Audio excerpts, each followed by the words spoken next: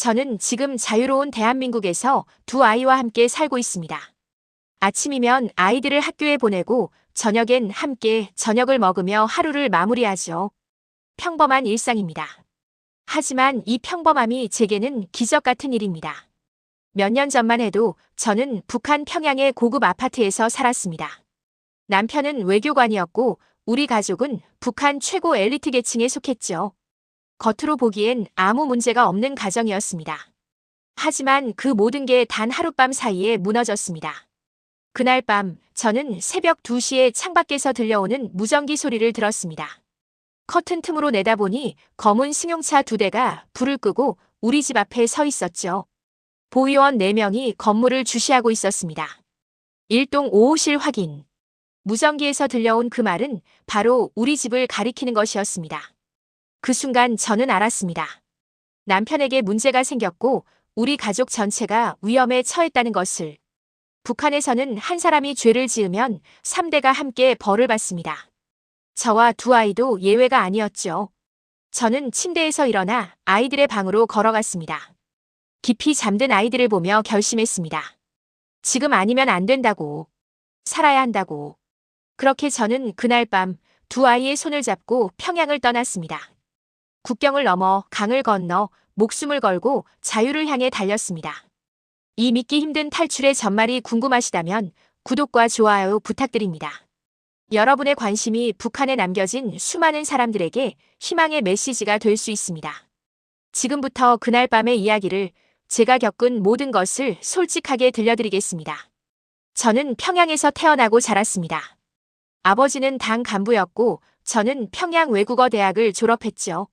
26살에 외교부에서 일하는 남편을 만나 결혼했습니다. 당시 저는 제 인생이 축복받았다고 생각했어요. 평양 중심부의 고급 아파트에서 살 수 있었고 배급도 제때 나왔으니까요. 남편 철수는 유능한 외교관이었습니다.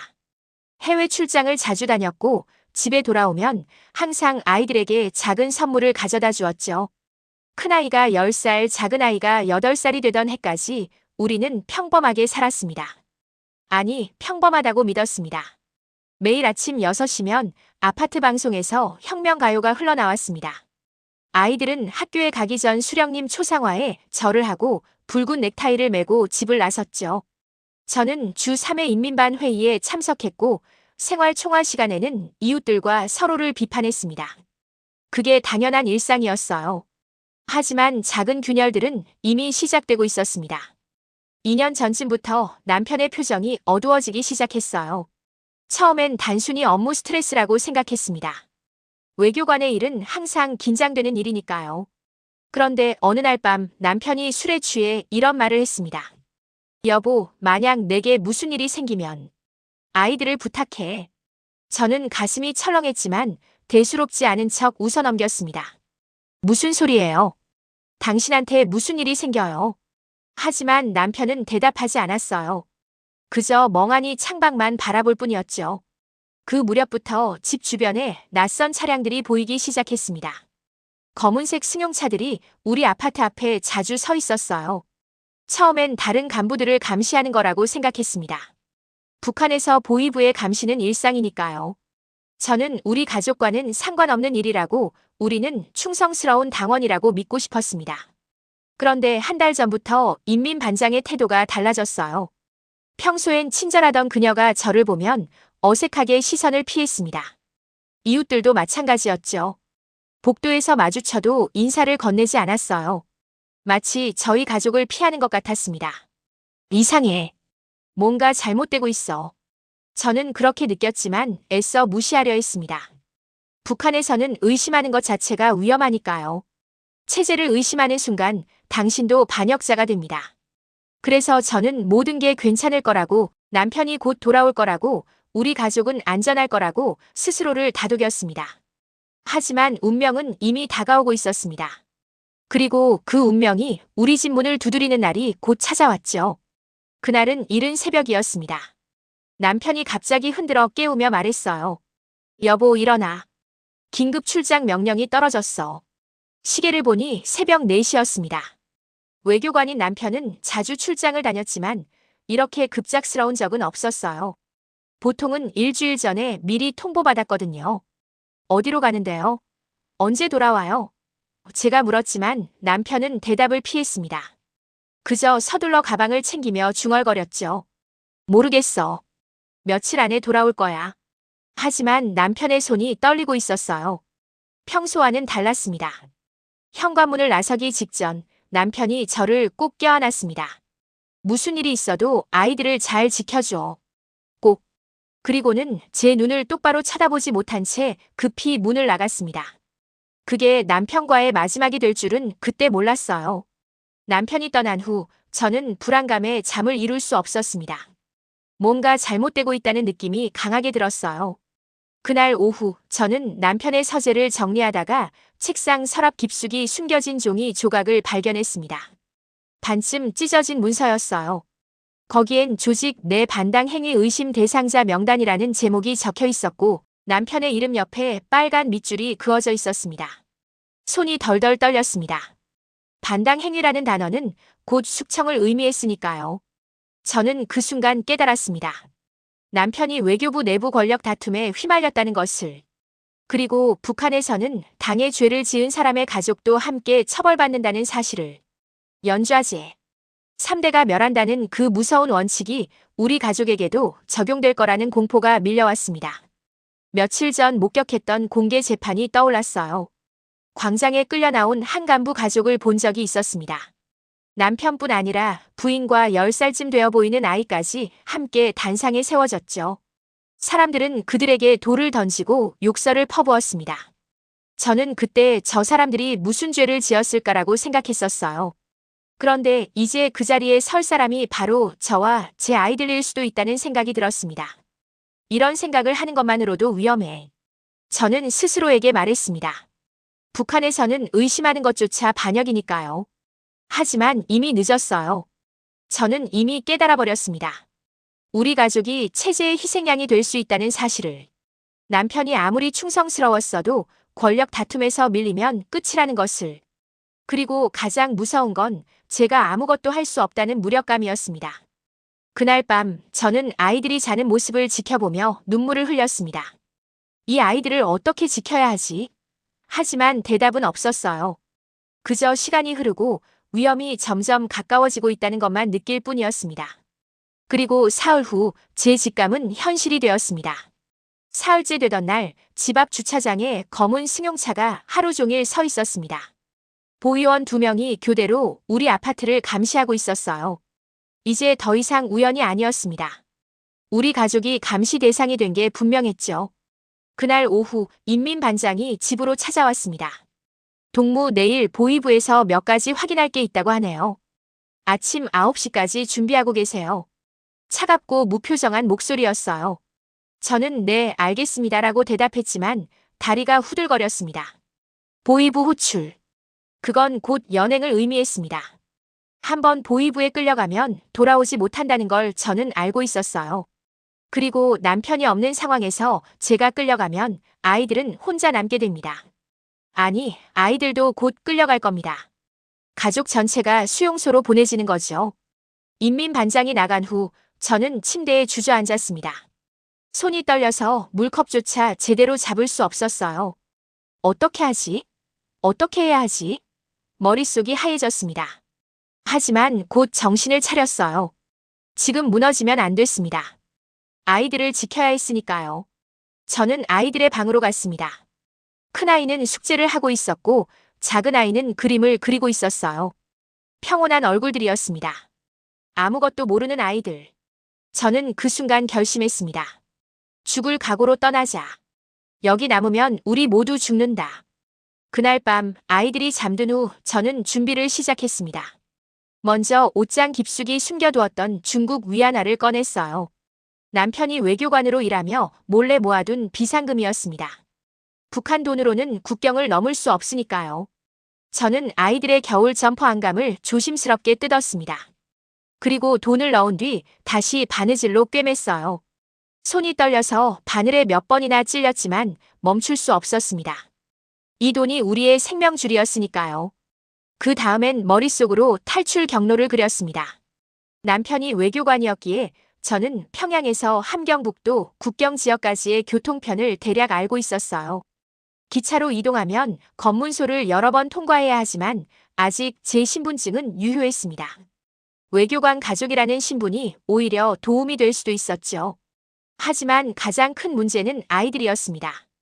10살, 8살짜리 아이들을 데리고 국경을 넘는다는 건 거의 불가능에 가까웠어요. 강을 건너야 하고 순찰대를 피해야 하고 추위와 굶주림을 견뎌야 했습니다. 한 번이라도 아이들이 울거나 소리를 내면 끝이었죠. 할 수 있을까? 저는 스스로에게 물었습니다. 하지만 선택의 여지가 없었어요. 내일 아침이면 보위부가 올 겁니다. 지금 떠나지 않으면 영영 기회가 없었죠. 새벽 3시 저는 아이들을 깨웠습니다. 조용히 해야 해. 엄마 말 잘 들어야 돼. 아이들은 엄마의 절박한 눈빛을 보고 고개를 끄덕였어요. 저는 아이들에게 옷을 여러 겹 입혔습니다. 겨울 점퍼, 스웨터, 두꺼운 바지. 추위를 견뎌야 했으니까요. 마지막으로 저는 집을 둘러봤습니다. 이곳에서의 모든 추억들. 하지만 뒤돌아볼 시간은 없었어요. 저는 아이들의 손을 꼭 잡고 뒷문을 열었습니다. 살아야 한다. 아이들을 위해. 그렇게 우리는 평양을 떠났습니다. 새벽 3시 30분 우리는 아파트 뒷문을 통해 건물을 빠져나왔습니다. 보위원들은 정문만 감시하고 있었어요. 저는 아이들의 손을 꼭 잡고 어둠 속을 따라 걸었습니다. 한 발 한 발 내디딜 때마다 심장이 터질 것 같았죠. 엄마 무서워. 작은 아이가 속삭였습니다. 저는 아이의 입에 손을 가져다 대며 고개를 저었어요. 쉿, 조용히. 골목을 지나 큰 길로 나가는 순간 저 멀리서 보위부 차량의 헤드라이트가 보였습니다. 저는 재빨리 아이들을 골목 그늘로 끌어당겼죠. 차가 지나가기를 기다리며 숨을 죽였습니다.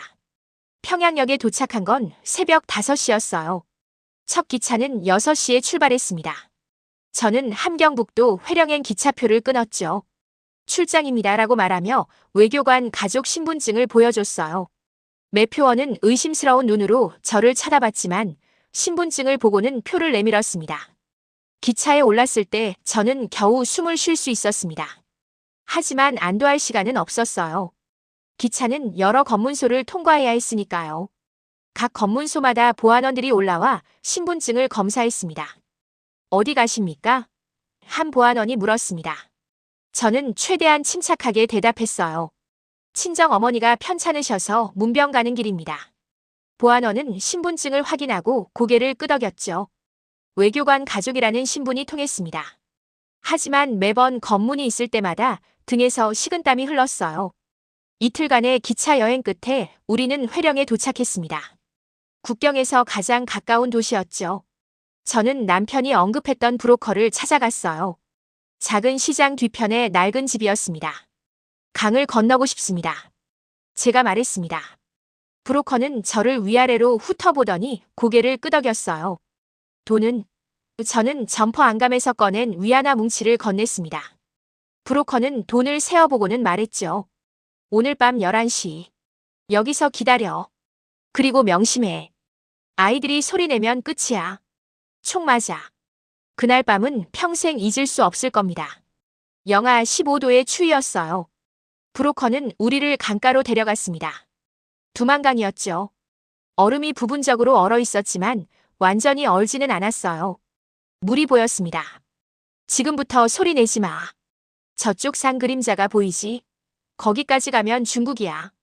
브로커가 손전등으로 방향을 가리켰습니다. 그리고 사라졌어요.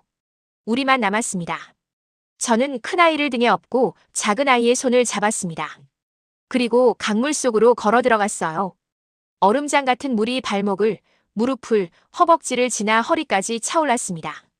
숨이 멎을 것 같은 추위였죠. 하지만 멈출 수 없었습니다. 엄마. 작은아이가 울먹이기 시작했어요. 저는 아이의 입을 막았습니다. 조금만 참자. 거의 다 왔어. 하지만 실제로는 강 한가운데였죠. 물살이 새서 발을 디딜 때마다 미끄러졌어요. 그때 저 멀리서 불빛이 보였습니다. 순찰되었어요. 저는 숨을 멈췄습니다. 아이들을 꼭 껴안고 물속에 몸을 낮췄죠. 불빛이 점점 가까워졌습니다. 심장이 귀까지 뛰는 소리가 들렸어요. 아이들이 떨고 있었지만 소리를 내지 않았습니다. 불빛이 우리 쪽을 향했습니다. 저는 눈을 감았어요. 제발, 제발. 하지만 기적처럼 불빛이 다른 방향으로 향했습니다. 순찰대는 지나갔죠. 저는 다시 움직이기 시작했습니다. 한 걸음, 또 한 걸음. 마침내 강 반대편 땅을 밟았을 때 저는 그대로 주저앉았어요. 중국 땅이었습니다. 우리는 해냈습니다. 하지만 기쁨도 잠시, 저는 곧 깨달았습니다. 이제 시작일 뿐이라는 것을. 중국 땅을 밟았을 때 저는 자유를 얻었다고 생각했습니다. 하지만 그건 착각이었어요. 강을 건너자마자 우리를 기다리고 있던 건 또 다른 지옥이었습니다. 브로커가 알려준 주소를 찾아가는 길, 저는 주변을 계속 경계했어요. 중국 공안에게 잡히면 북한으로 강제 송환된다는 걸 알고 있었으니까요. 그리고 북송되면 정치범 수용소로 직행입니다. 탈북 시도만으로도 반역죄로 처벌받죠. 새벽 4시쯤 우리는 작은 교회에 도착했습니다. 중국 조선족이 운영하는 지하교회였어요. 문을 두드리자 중년의 남자가 나왔습니다. 들어오세요, 빨리. 그는 우리를 급히 지하실로 안내했죠. 지하실에는 우리 외에도 5명의 탈북자들이 있었습니다. 모두 공포에 질린 얼굴이었어요. 여기서 며칠 숨어 지내야 합니다. 공안 단속이 심해서요. 교회 관계자가 말했습니다. 그곳에서의 나흘은 악몽 같았어요. 지하실은 좁고 어두웠습니다. 창문도 없었고 환기도 제대로 안 됐죠. 아이들은 계속 엄마 언제 나가요? 라고 물었지만 저도 대답할 수 없었습니다. 어느 날 밤 위층에서 쿵쿵거리는 소리가 들렸어요. 공안이었습니다. 문 열어. 탈북자 숨기고 있다는 제보 받았다. 지하실에 있던 모든 사람들이 숨을 죽였습니다. 아이들이 떨고 있었어요. 저는 두 아이를 꼭 껴안고 입을 막았죠. 교회 관계자가 위에서 대화하는 소리가 들렸습니다. 무슨 말씀이십니까? 여긴 그냥 예배당입니다. 수색하겠다. 발소리가 계단을 내려오는 것 같았어요. 저는 눈을 감았습니다. 끝났다고 생각했죠. 하지만 기적처럼 그들은 지하실 입구를 찾지 못했습니다. 책장 뒤에 숨겨진 문이었거든요. 1시간쯤 지나 공안들이 떠났고 우리는 겨우 숨을 쉴 수 있었습니다. 그날 밤 교회 관계자가 말했어요. 더 이상 여기 있으면 위험합니다. 당신들을 한국으로 보내줄 사람을 연결해드리겠습니다. 하지만 돈이 필요해요. 저는 남은 위안화를 모두 건넸습니다. 이게 전부입니다. 일주일 후 우리는 새로운 브로커를 만났습니다. 그는 우리를 트럭 짐칸에 태웠어요. 라오스를 거쳐 태국으로 갈 겁니다. 거기서 한국 대사관으로 가면 돼요. 트럭 짐칸은 어둡고 답답했습니다. 숨쉬기조차 힘들었죠. 사흘간의 여행이었습니다. 중간에 검문이 있을 때마다 우리는 숨을 죽여야 했어요. 트럭이 멈출 때마다 심장이 멎는 것 같았습니다. 아이들은 배가 고파 울고 싶어 했지만 소리를 낼 수 없었죠. 저는 아이들에게 작은 빵 조각을 나눠주며 속삭였습니다. 조금만 더 참자. 곧 안전한 곳에 갈 거야. 라오스에 도착했을 때 우리는 또 다른 은신처로 옮겨졌습니다. 거기서 다시 며칠을 기다렸어요. 그리고 마침내 태국행 차량에 올랐습니다. 태국 국경을 넘을 때 저는 처음으로 약간의 안도감을 느꼈습니다. 적어도 여기선 북송당하지 않으니까요. 하지만 여전히 불안했어요. 아직 한국 땅을 밟지 못했으니까요. 방콕에 도착한 건 중국을 떠난 지 2주일 만이었습니다.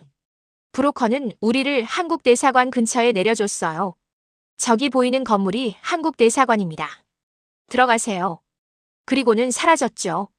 저는 아이들의 손을 잡고 대사관으로 걸어갔습니다. 대문 앞에 섰을 때 태극기가 바람에 펄럭이고 있었어요. 저는 그 순간 무릎이 풀렸습니다. 드디어 안전한 곳에 왔구나. 엄마, 저기 우리나라 깃발이에요. 큰아이가 물었습니다. 저는 눈물을 흘리며 고개를 끄덕였어요. 그래, 이제 우리 집에 갈 수 있어. 한국 대사관 문을 열고 들어갔을 때 저는 처음으로 살았다는 느낌을 받았습니다. 경비원이 다가왔고 저는 떨리는 목소리로 말했어요. 저희는 북한에서 왔습니다. 도와주세요. 경비원은 놀란 표정을 지으며 내선 전화를 걸었습니다. 곧 직원 2명이 나왔어요. 안으로 들어오세요. 안전합니다. 그 말을 듣는 순간 저는 그대로 주저앉아 울음을 터뜨렸습니다. 몇 주간 참아왔던 눈물이 쏟아졌죠. 대사관 직원들은 친절했습니다. 따뜻한 물과 음식을 가져다 줬어요. 아이들은 처음 보는 햄버거를 신기하게 쳐다보다가 한 입 베어 물었습니다. 엄마, 이거 맛있어요. 작은 아이가 웃으며 말했죠. 오랜만에 보는 아이의 웃음이었습니다. 신원 확인 절차가 시작됐습니다. 직원이 여러 질문을 했어요. 언제 북한을 떠나셨나요? 어떤 경로로 오셨나요? 가족 관계는 어떻게 되나요? 저는 모든 것을 솔직하게 답했습니다. 남편의 직위, 탈북 이유, 여정의 모든 것을. 남편분은 어디 계십니까? 직원이 물었습니다. 저는 고개를 저었어요. 모릅니다. 출장 간다고 떠난 후 소식이 없어요. 아마 말을 잇지 못했습니다. 남편이 어떻게 됐을지 상상만 해도 무서웠으니까요. 대사관에서 이틀을 보냈습니다. 그동안 한국 정부와 연락이 닿았고 우리의 입국이 승인됐어요. 내일 한국으로 가실 수 있습니다. 직원이 말했을 때 저는 믿기지 않았습니다. 정말로 한국에 갈 수 있다니. 다음 날 아침 우리는 인천행 비행기에 올랐습니다. 평생 처음 타보는 비행기였어요. 아이들은 창밖으로 보이는 구름을 보며 신기해했습니다. 엄마, 우리 하늘을 날고 있어요. 저는 아이들의 손을 꼭 잡으며 생각했습니다. 정말 끝난 거야. 정말 자유로워진 거야. 하지만 비행기 안에서도 불안감은 사라지지 않았습니다. 혹시 꿈은 아닐까? 혹시 다시 북한으로 끌려가는 건 아닐까? 그런 생각들이 머릿속을 맴돌았죠. 8시간의 비행 끝에 인천공항에 도착했습니다. 비행기에서 내려 공항 건물로 걸어 들어갈 때 한글로 된 안내판들이 보였어요. 입국장 환영합니다. 저는 그 글자들을 보며 또 울었습니다. 우리말이었어요. 우리나라였습니다. 하지만 입국장을 나가자마자 우리는 별도의 방으로 안내됐습니다. 국정원 직원들이 기다리고 있었어요. 조사를 받으셔야 합니다. 그 말을 듣는 순간 저는 다시 긴장했습니다. 조사라는 단어는 북한에서 고문을 의미했으니까요. 걱정하지 마세요. 절차일 뿐입니다. 한 직원이 부드럽게 말했습니다. 하지만 저는 믿을 수 없었어요. 북한에서도 처음엔 그렇게 말했으니까요. 조사실로 들어갔습니다. 밝은 조명, 깨끗한 책상, 의자. 북한의 어두운 조사실과는 달랐어요. 조사관이 앉으며 말했습니다. 힘드셨죠? 천천히 말씀하세요. 여기선 안전합니다. 조사는 사흘간 이어졌습니다. 제 신원, 남편의 직위, 탈북 경위, 중국에서의 생활. 모든 것을 진술했어요. 조사관들은 협박하거나 위협하지 않았습니다. 오히려 아이들에게 과자를 건네며 힘들었겠네요 라고 위로했죠. 셋째 날 조사관이 말했습니다. 신원이 확인됐습니다. 이제 하나원으로 가실 겁니다. 하나원이요? 제가 물었습니다. 북한에서 온 분들이 한국 생활을 준비하는 곳입니다. 거기서 교육받고 정착 지원을 받으실 거예요. 그제야 저는 깨달았습니다. 정말 끝난 거라고. 정말 자유를 얻은 거라고. 저는 조사관에게 고개를 숙이며 말했어요. 감사합니다. 정말 감사합니다. 조사관이 웃으며 말했습니다. 환영합니다. 이제 대한민국 국민입니다. 직원들은 친절했고 시설은 깨끗했어요. 무엇보다 두렵지 않았습니다. 감시당하지 않았고 처벌받지 않았죠. 첫 주는 건강검진이었습니다. 의사 선생님이 아이들을 진찰하며 말했어요. 영양 상태가 좋지 않네요. 하지만 걱정 마세요. 곧 좋아질 겁니다. 그리고 비타민과 약을 처방해줬죠. 북한에서는 상상도 못할 일이었습니다. 식당에서 처음 식사를 했을 때 아이들은 놀라움을 감추지 못했어요. 엄마, 여기 밥이 왜 이렇게 많아요? 반찬도 이렇게 많고. 작은 아이가 물었습니다. 저는 웃으며 대답했어요. 여기선 다 이렇게 먹어. 많이 먹어도 돼. 하나원에서의 석 달은 새로운 배움의 시간이었습니다. 한국어 교육을 받았어요. 북한말과 남한말이 많이 다르더라고요. 동무는 친구, 인민반은 없고 아바이가 아니라 아버지라고 해야 한다는 것도 배웠습니다. 컴퓨터 수업도 있었습니다. 평생 만져본 적 없는 기계였어요. 마우스 사용법부터 배웠죠. 클릭하세요라는 말도 처음 들었습니다. 처음엔 어려웠지만 점차 익숙해졌어요. 가장 신기했던 건 은행 교육이었습니다. 여러분은 각자 계좌를 만들 겁니다. 거기에 정착금이 입금될 거예요. 강사가 말했습니다. 계좌? 정착금? 북한에서는 상상도 못할 일이었죠. 돈을 자유롭게 쓸 수 있다니. 심리 상담도 받았습니다. 상담사 선생님이 물었어요. 가장 힘든 순간이 언제였나요? 저는 강을 건널 때를 떠올렸습니다. 아이들이 추위에 떨면서도 울음을 참던 모습이요. 그때 제가 아이들에게 너무 큰 고통을 주는 게 아닌가 싶었어요. 상담사가 조용히 말했습니다. 당신은 아이들을 지킨 겁니다. 죄책감을 느낄 필요 없어요. 당신은 훌륭한 어머니예요. 그 말에 저는 펑펑 울었습니다. 누군가 저를 이해해준다는 게, 위로해준다는 게 너무 감사했어요. 3개월 후 우리는 하나원을 수료했습니다. 정부에서 임대주택을 지원해줬어요. 서울 외곽의 작은 아파트였습니다. 작았지만 우리만의 집이었죠.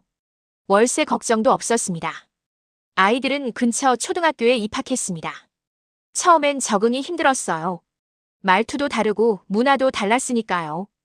하지만 선생님들이 잘 챙겨주셨고 친구들도 점차 생겼습니다. 어느 날 큰아이가 웃으며 말했어요. 엄마, 오늘 친구랑 놀았어요. 진짜 재밌었어요. 저는 한국어 교육을 더 받으며 취업 준비를 했습니다. 쉽지 않았어요. 나이도 많고 경력도 인정받지 못했습니다. 하지만 포기하지 않았죠. 식당 아르바이트로 시작했습니다. 처음엔 서툴렀지만 열심히 했어요. 1년이 지났습니다. 아이들은 학교에서 상을 받아왔고 저는 식당 정직원이 됐어요. 여전히 어려운 일이 많았습니다. 남편 생각도 자주 났고 외로울 때도 많았죠. 하지만 적어도 두려움은 없었습니다. 어느 날 저녁 아이들과 함께 저녁을 먹다가 큰아이가 물었어요. 엄마, 아빠는 언제 와요? 저는 잠시 침묵했습니다. 그리고 대답했죠. 아빠는 우리가 자유롭게 살 수 있도록 도와주신 거야. 언젠가 다시 만날 수 있을 거야. 그날 밤 저는 거울 앞에 섰습니다. 거울 속 제 얼굴은 피곤해 보였지만 눈빛만은 살아있었어요. 저는 스스로에게 말했습니다. 우리는 과거에서 도망온 것이 아니라 미래를 선택한 겁니다. 지금 이 순간도 북한에는 수많은 사람들이 자유를 꿈꾸며 살고 있습니다. 그들에게 이 이야기가 희망이 되기를 바랍니다. 자유는 공짜가 아닙니다. 하지만 그 어떤 대가를 치르더라도 얻을 가치가 있습니다. 여러분이 누리는 이 평범한 일상이 누군가에게는 목숨을 걸고 얻고자 하는 꿈이라는 것을 기억해 주세요. 자유의 소중함을 잊지 말아주세요. 감사합니다.